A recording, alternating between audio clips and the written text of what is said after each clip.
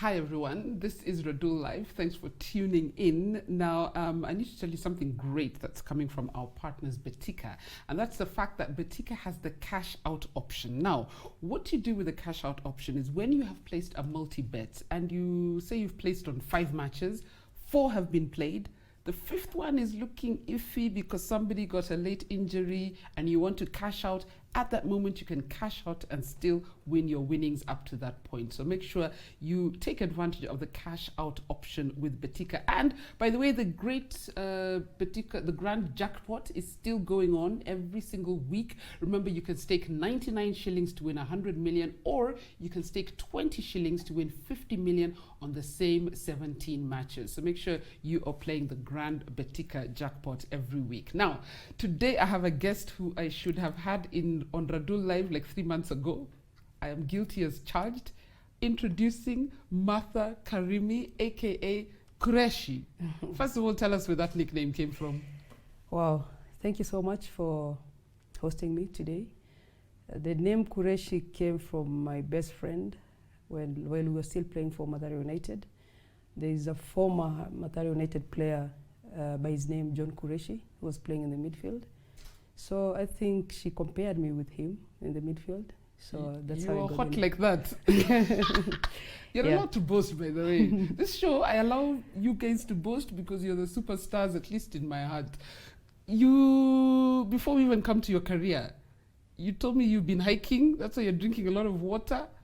Where were you last weekend and what hiking? And why were you hiking without me? You know, I hike for fun as well. At least I used to. It was a part of my journey, speaking about mental health, because since I started the project, I realized there was so much going on and people were suffering. So I chose to came out myself just to speak about mental health and to support my fellow athletes. And I got an opportunity from a friend. His name is Kaguse from Mathare United. He surprised me as a birthday gift. So it was really nice. Oh, happy birthday, belated. Thank you. Last week, I know. Thank you very much. Yeah, and when I was doing the hiking, I could relate it with the real life situation. It was really tough, but I was prepared because I knew whatever I had done before to prepare about mental health. So for me, I gained a lot for it, and I dedicated my day.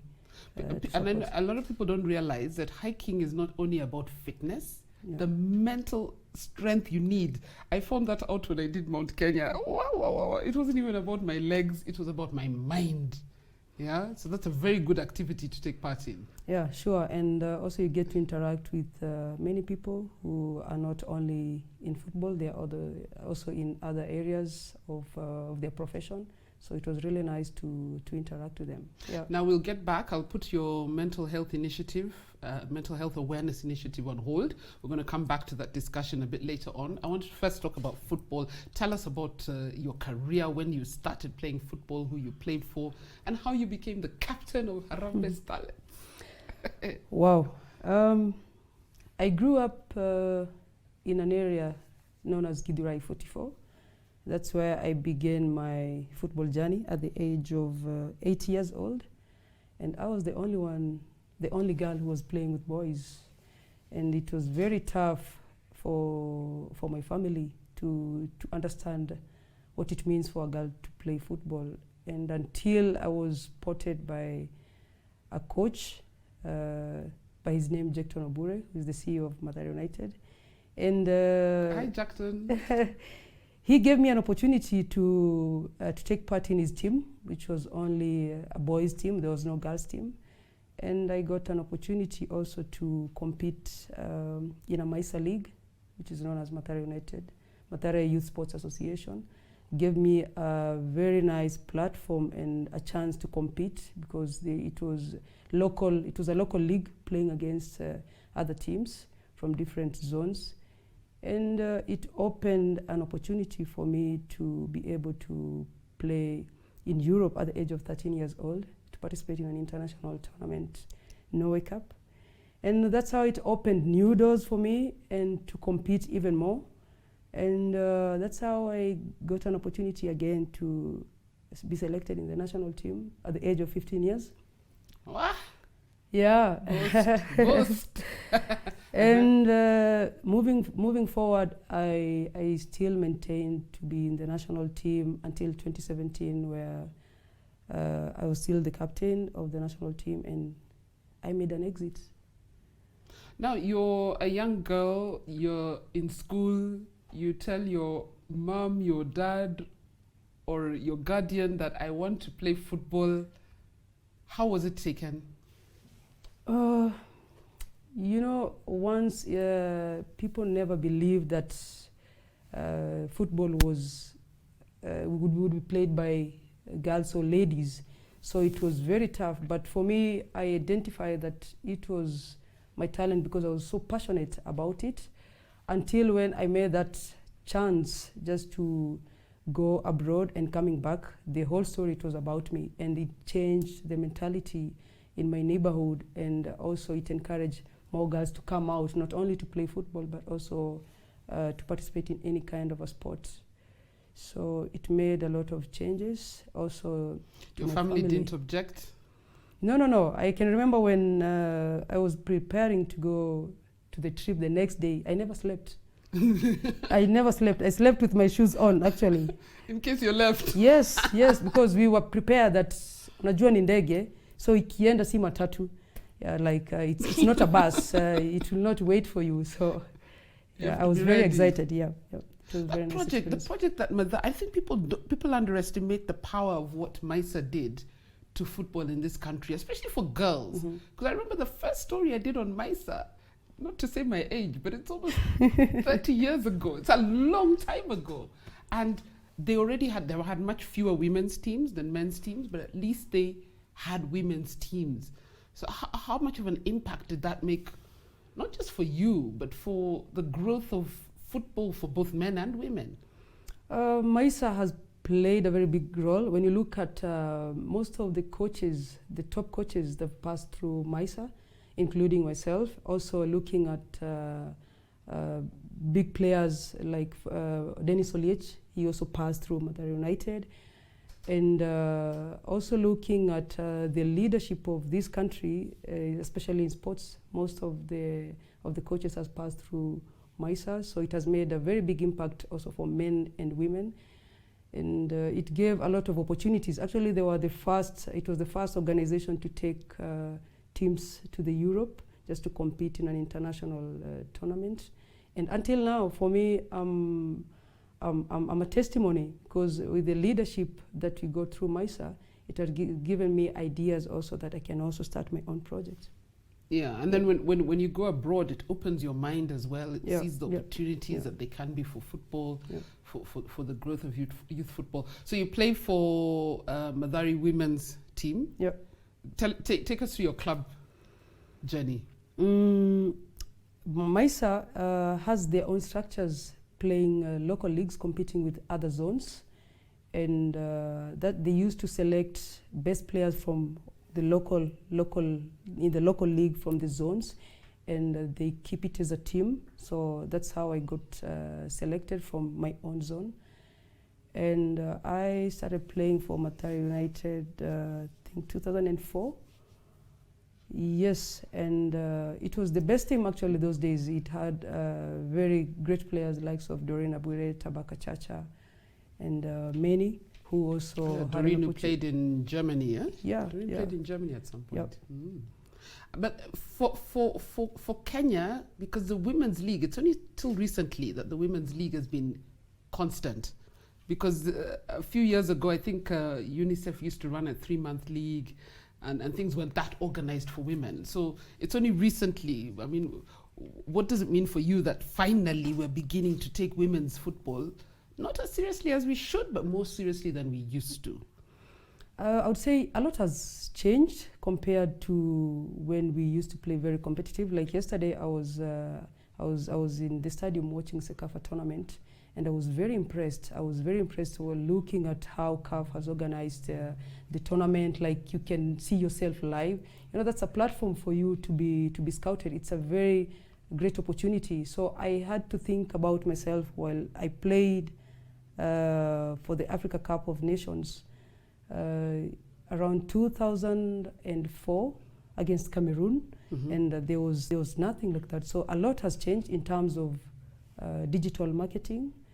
And it's the first time, sorry to cut you short, the first time CAF is actually having a Champions League for women. Yeah. And these are the qualifiers. Yeah. So I just hope that the women that are taking place in the game, that they understand the importance of this platform. It's huge. Yeah, it's very huge. It's very huge. So I would say it's a great opportunity, and it encourages also more women to come out and participate in the game, be it a referee or a coach or a player.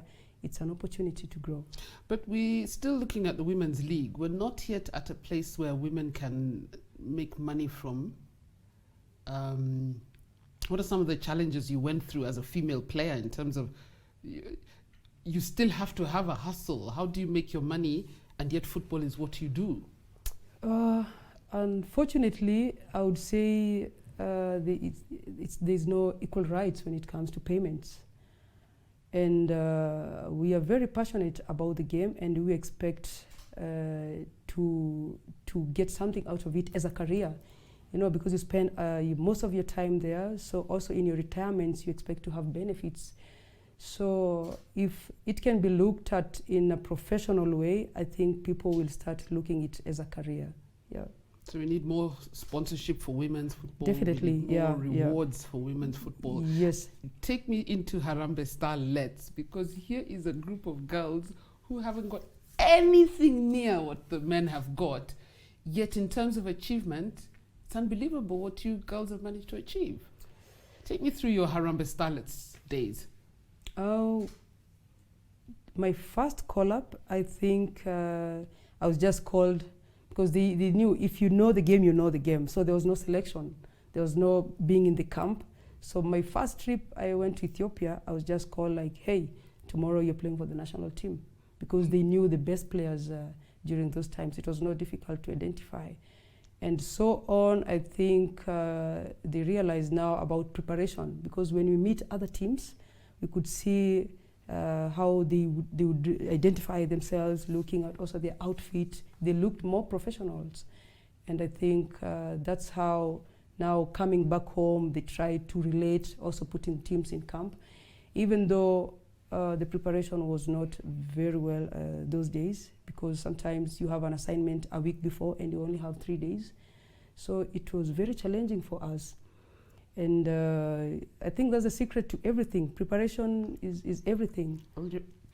I remember some Nyamoya days, there would be trials on a Saturday and Harambee Starlets were playing on Monday in a tournament. And I'm like, you can't operate like that. There needs to be a team, and as you're saying, camp, a system. Yep. So also when you call up the girls, they know they have done proper scouting, Mm-hmm. But then despite all that, we've seen Harambee Starlets win Sakafa, reach finals in Sakafa. Mm-hmm. Not yet gone for AFCON, have you? Women's AFCON. Yes. You went for women's AFCON? Yes. Yeah, so all this that Harambee Starlets has managed to achieve, which with much less support, doesn't that frustrate you sometimes?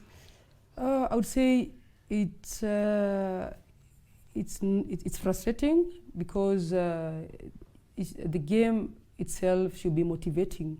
Once you're passionate about something and there is no motivation that comes in, I think it's frustrating. And looking at the most players that are exiting the game, they still wish to play until now because they think they never had enough time. They see now there's a lot of opportunities. And for me, I would encourage when there are more opportunities, I think that's where we can identify sponsors, because we have very talented players in Kenya. Compared to what I'm seeing in the Sekafa, Kenya, we have talented We've just players. not organized ourselves Yes. to our full potential. Yeah, sure. Because I always imagine, what if this Harambee Starlets got the support? I think I was speaking to Neddy. I know you're very good friends. When Neddy was here, she was saying 250 million shillings. Those are things we've never seen in the women's game. Yet, from where I sit, Starlets has been extremely successful. Yeah, sure.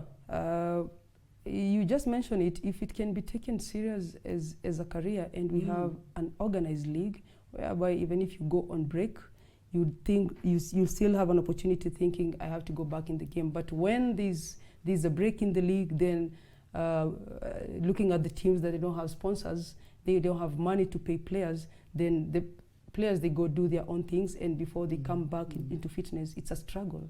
It's a struggle at all. Yeah. And I know the women's league, there's the Premier League, and then I think it's only 2 tiers, unlike the men, who I think have 5 tiers of leagues in the country.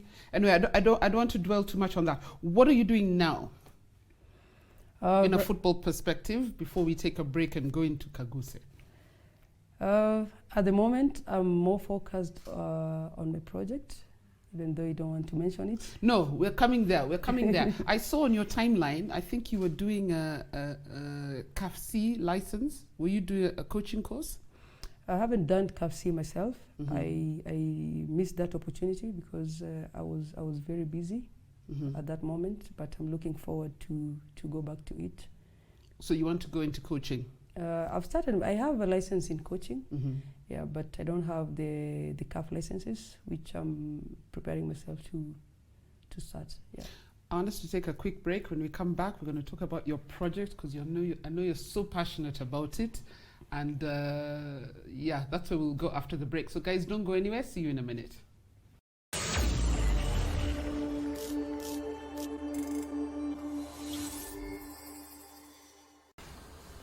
Doc, suchapia story. Wase, jana nilikuwa napiga ndirao mtaani. Nilikuwa na 20 bob kwa tenje. Nikauliza, tashindaje vimeja na 20 bob kwa tenje? Kiasi kiasi. Huyu meka kapopap kutoka chini ya ndai akadai, si ubet na Betika ni grand jackpot, na 20 bob unaweza shinda hadi 50 mili. Nikamshow, lakini pia sina bundles. Alafu madhawa mayai litokea tu akidai, lakini na Betika unaweza bet bila bundles. Tulia. So unaweza betika na mbao ushinde 50 mili bila bundles. Kabisa. Ukibetika unapata more. Pata more Na Betika. Hii story imeletwa kwako na Betika, the official sponsors of happiness. Gambling can be addictive. Play responsibly. Not for persons under 18 years of age. This advert is authorized and regulated by the Betting Control and Licensing Board. License number BK281. Betika, jukwaa la mabingwa.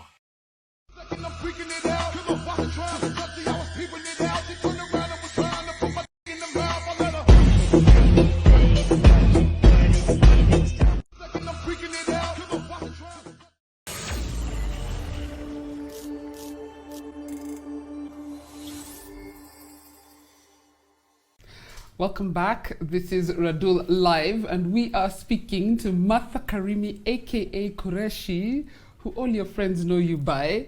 That just means she's lethal. When you hear her being called Kureshi, it means she's lethal at what she does. So the first half, of course, we're talking about your football career. You have formed an organization called Kaguse. Martha, tell us about Kaguse. What is it, and what are the goals, the plans, everything?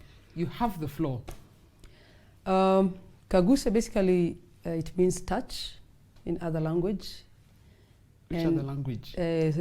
Sheng or slang language. It means touch. Language that goes like this for me. Woo!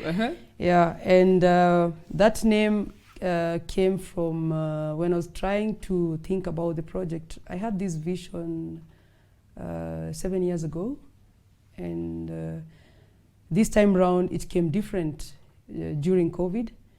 And I was looking at where I grew up. I grew up in Githurai, and there was a men's team those days while I was still very young, called Uprising. So I chose to call it Githurai Uprising Stars Academy. That's the original name. And when you read, Kaguse is an academy. Kaguse is an academy. So when you read the first initial letters, it's Gusa, from Githurai Uprising Stars Academy. So I tried to think of, because I want to work with children, what can be fun for them and easy for them to mention and to relate to the game. So I got it from Gusa and I called it Kaguse. And basically what I'm doing is try to discover young talents and to nurture them and try to expose them. Because that's what, for me, I lacked while I was very young. So whatever I missed, that's what I want to use when I get an opportunity. Yeah. And you've chosen, and I'm assuming because of COVID, this issue of mental health just became so visible. I think it was there, but I think COVID just compounded an issue that people didn't want to talk about. So tell me how you decided this is what I'm going to focus on, at least for the immediate future, creating awareness. I remember when there was total lockdown, it was very difficult also for myself to train, working out at home. And I could follow, trying to see what is happening with other teams or players. Are they training? Are they giving it an opportunity also to train by themselves and the challenges they're facing? I could interact with most of the players, and it gave me an idea of now what is happening with the children. And I thought maybe I can start something in my own community just to create awareness about COVID, and looking at this, at the home setups that we are living with, most of the players. Also, I came from a very humble background. The settings at home were very difficult to stay safe.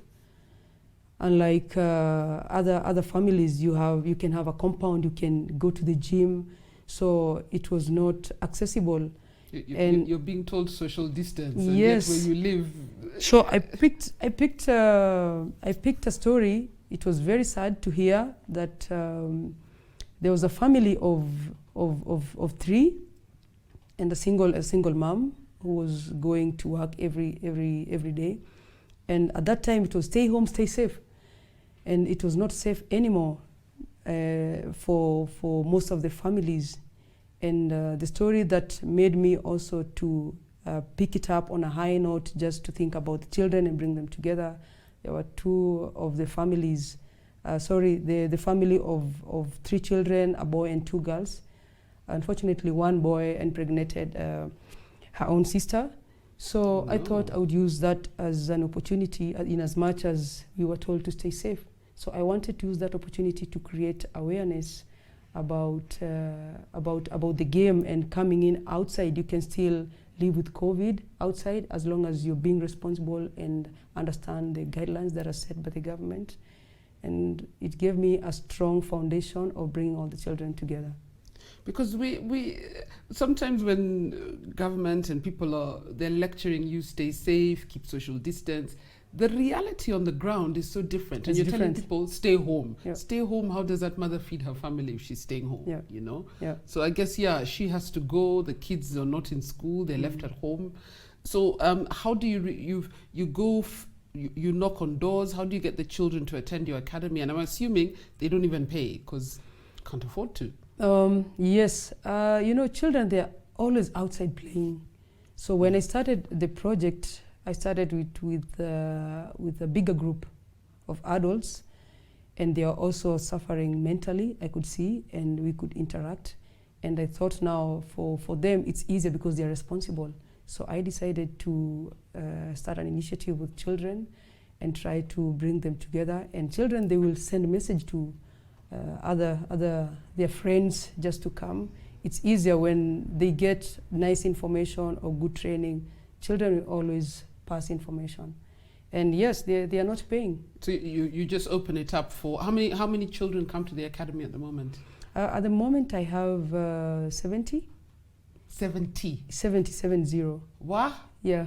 Boys or boys and girls? Boys and girls, even though I have little girls. Mm-hmm. So it's still difficult to get girls, but that's my vision, to get more girls. So you train them in football, and I'm assuming life skills as well? Yes, football and life skills. Football and life skills. Because looking at the situation now, you have to teach them about decision making and being responsible and how to communicate, which goes hand in hand also while they're in school or outside the game. I think it's important. How do you manage? Because you're not charging them and nothing is free. Yeah, that's a good question to ask. I'm really investing in structures first. And for me, the game, I understand it's business. But when I look at where I've come from, I never paid to be where I am. But the game has changed. And when you want quality, you have to pay for it. So for me, at the moment, I'm trying to look for sponsors and funds so that those cannot afford it in terms of equipment, because you also need to have good equipment, a facility, a proper field, which is still a challenge. So in future, I know there will come a time where it's paying. So right now, it's literally from your pocket, from your friends. Yes. So if anyone is watching, tell people watching what you want from them. Yes, you know, everyone is talented. You can talk to this camera. Okay. I would say everyone is very talented, and to support talent with an empty pocket, it's very difficult. And looking at the vision that I want to expose these children when they go outside, something like transport or footballs, uniforms to have a proper field, I am requesting for your support. And if you want to reach me out, I have my social media pages. You can find me with our organization media page, which is called Kaguse on Instagram, and on Facebook, Githurai Uprising Stars Academy. And give her support. Give her support. And I know you have tournaments. You had one last month, was it, or in July? I had a big year. I did one last year, youth tournament, for 10 teams. And I was so grateful for Bola Touchline, because every team was getting a ball. So, and also friends like Bram also supported me until now. And I did also one this year, celebrating our 1-year anniversary in June. And I'm looking forward also to do a lot of projects there to support the children. And these projects, it needs money. It all needs money. It all needs money, and it's sometimes it's not even a lot, because you can get cones, you can get balls, you can get kit, whichever way you can come through. Yeah. I know you're always raising. What's your relationship with Neddy? Because you and Neddy, for me, in fact, I should have even had you on the same show. You've taken this thing of giving back. Why do you see it's important for you? Because I'm just impressed with the work you do, the work Neddy does, and I know you always support each other. Yeah, sure. And you're even doing this tournament later in September together. I know it's Neddy's tournament, but she supported yours. Now you're going to support hers. Definitely. You know, game is teamwork. And I played with Neddy in the national team, and I also coached her in under-20 national team. You coached her? Yeah, I coached her. I coached her in under-20 national team. Is she obedient when she's playing football? Yeah, of course. When I speak, she listens. She listens. Yeah, and the one thing I like about her is her energy. Her energy is on another level. I think she only needs proper guidance, because you can have energy and it can be used in a wrong way.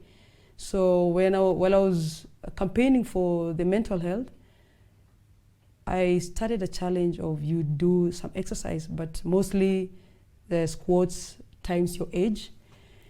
And it reached many people, the likes of also Victor Mugabe and Tosh, also Christine Nafula, and also Ajus, Corazon did the challenge, and Neddy took it over until the last day. Oh, she did. Yes. And I told she challenged me, and I it was a bad time, and I let her down. I let you guys down. But you know, I told her your age and my age are not the same. Eh? So you're telling me to do enough squats for me. You didn't want your age to be identified? No. Those are many squats. How many are many? It doesn't matter. The focus is not on me. Okay. No, but I just say you two really complement each other, and I just want to say congratulations. Thank you. I know you'll be at her tournament in Nanyuki. It's on 25th of September. 25th, yes. 25th of September. And this issue of mental health, do you think Kenyans, are we doing enough? What else can people do? Because it's taken a life of its own, and it's affecting men probably more than women. I would say we are all affected, and it depends on the mentality. Not everyone is strong enough to come out. And I myself, I suffered out of it. And suffering does not mean, I don't know how people define suffering. And it's very unfortunate. Sometimes you cannot even open up to someone. You feel maybe you'll be exposed, and that leads to stigmatization. And when you feel like you're not ready or you're not comfortable to open up, you start being alone, and that's how the depression starts. And what happened in your case? For me, I don't know how I can explain this, but it was very tough for me at that moment because I lost a job, and that's when there was no football activities. But I made it to be stable. I made myself to be stable, just to doing the right things, which was very difficult. I was reading a lot. I was doing a lot of research, and also working out from home. It was a big challenge because that's not our nature, staying indoors. And if I was strong enough to do it, as much as it was very challenging, I thought about how about other players? Are they strong like me?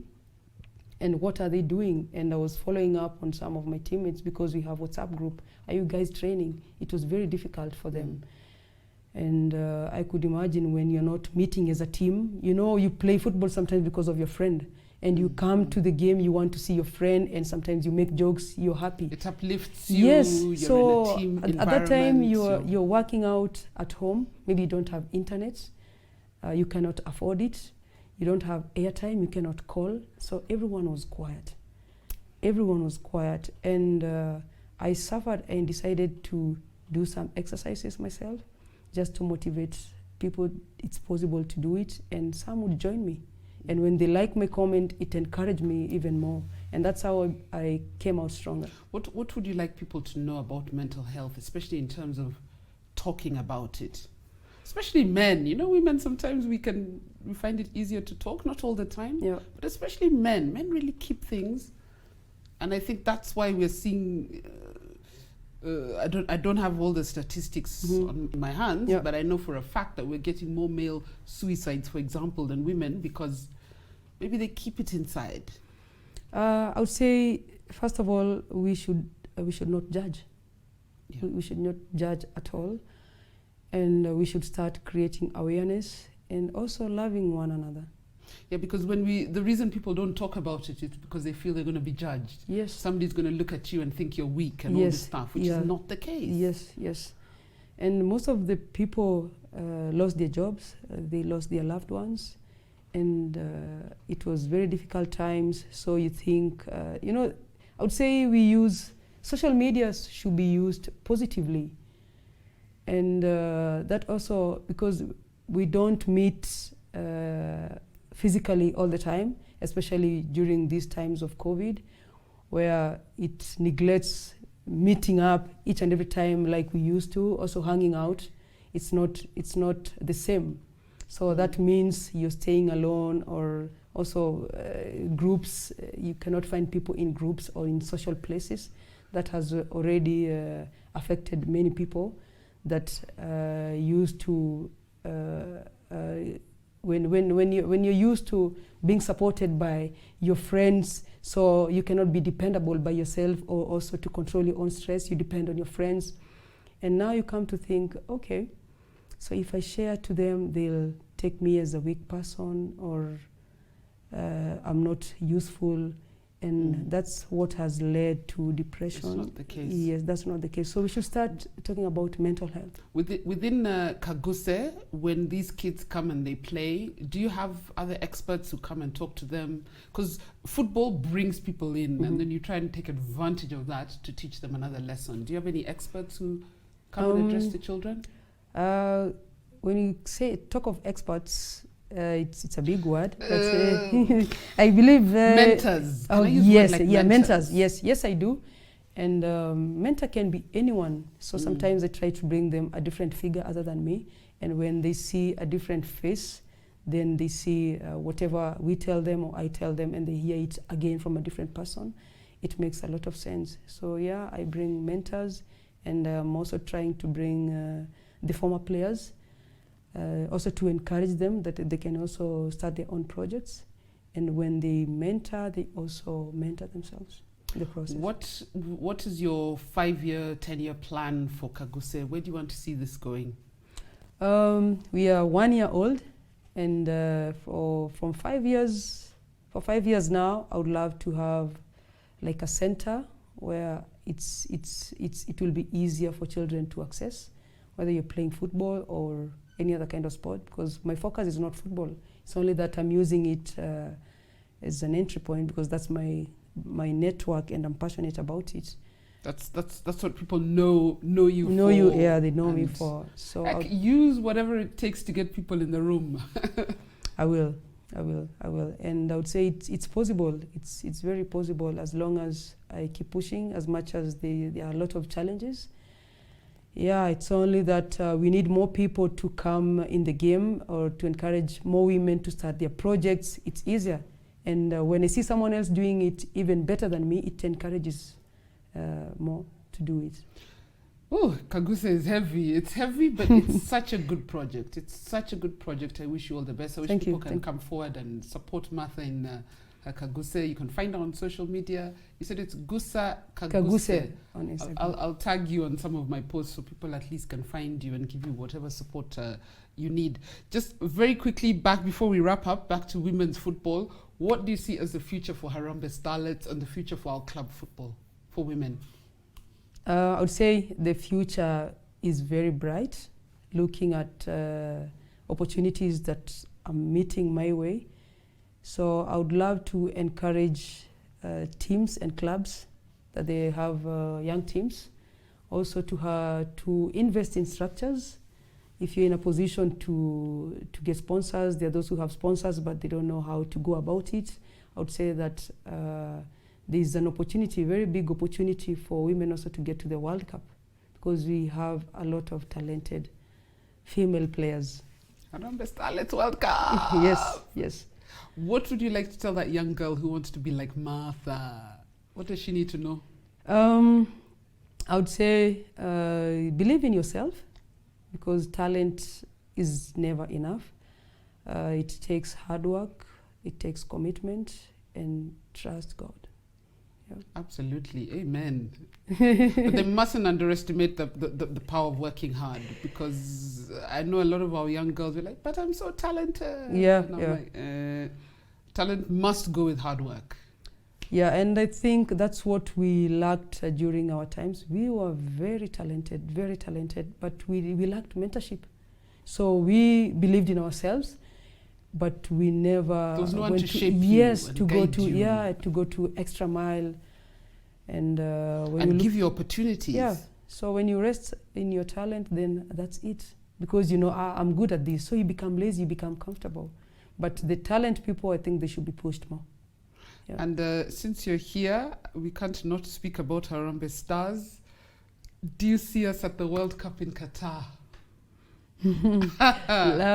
I'm very hopeful. Because the game now has become very competitive. Looking at each and every time there's a call-up, we see different qualities, and they are very capable. And the pool that you are in, when we have that consistency and experience, and of course looking at the technical bench that we have, I believe in them. Yeah. We believe in them. Yeah. And I already have my bookings for Qatar. Really? And Kenya better be there. I'm Jalu. Okay, I haven't. Okay, I'm hoping to be there. They haven't even opened the ticket sales yet on FIFA.com. But as soon as they do, I have to buy. And it'll be so nice to be buying and thinking my team is there. You know, Kenya is there. And then next time we hope the women get there as well. Do you have any parting shot for us before I let you go? I would say once again, I'm very grateful to be on your show. I've been really looking forward to being on this show. Yeah. Nabando. Next time we bring you on the NTV show. Wow. What's the next one? Looking forward. I would say I want to use this opportunity to empower the women that are out there. Excuse me. Get my water. From You've hiking. been hiking. Yeah. You were hiking the whole weekend. Last weekend. Yeah, I want to take this opportunity to encourage the women that are in the game or exiting the game to start their own projects, because that's the only way we can inspire the upcoming generation. And the girls that are out there thinking that they cannot make it, talent right now is paying, and also it shapes you to become a better leader and a better person in future. So let's keep working hard, and talent is never enough. Thank you. Thank Thank you, you. Martha. Thank you. Thank you for coming. I wish you the best in all your projects. I can't wait. I want to see you as coach of Harambee Starlets. I want to see that one day. That's my dream. That's your dream. It has been my dream. It Gonna doesn't matter happen. how many years it takes, but I believe I'm in the right path. It's going to happen. It's going to happen. My dear, thank you so much. And thank you for honoring the invitation. You know, I can't assume that everybody's time is available for me, but hopefully through these conversations, we can get things moving in a positive direction. But thank you, Martha, for coming. And thank you guys for watching Radull Live as well. And we'll see you next week as we do this all over again. Bye-bye.